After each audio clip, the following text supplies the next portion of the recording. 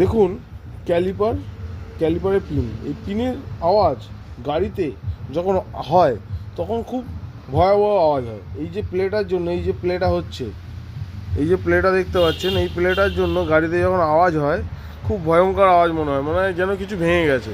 তো এই প্লেটাকে বন্ধ করব আমরা কিভাবে? আমরা গ্যান্ডিং দিয়ে এখানে একটা গ্রুপ তৈরি করব। গ্রুপ তৈরি করে আমরা এখানে ওরিং বসাবো।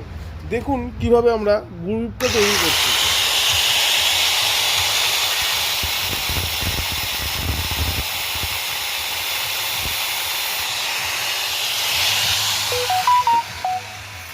ফাইনালি আমাদের গ্রুপ দেখুন রেডি হয়ে গেছে। তো এই গ্রুপের মধ্যেই আমরা ওরিং বসাবো। ওরিং বসিয়ে আমরা এর মধ্যে ক্যালিপারের মধ্যে ফিট করে দেবো, তাহলে এটা টাইট হয়ে যাবে আর আওয়াজ হবে না।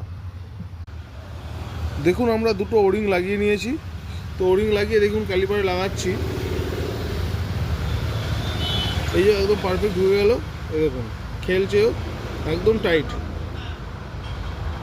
তো আশা করি ক্যালিপারে আর আওয়াজ হবে না। এইবার দেখুন পিন পুরো রেডি করে নিয়েছি। ডাস্ট কভারগুলো খারাপ হয়ে গেছিলো, ডাস্ট রবারগুলো আমরা সেগুলো চেঞ্জ করে নিয়েছি। দেখুন পিন আমরা একদম পারফেক্ট, দেখুন আর গড়ছে না।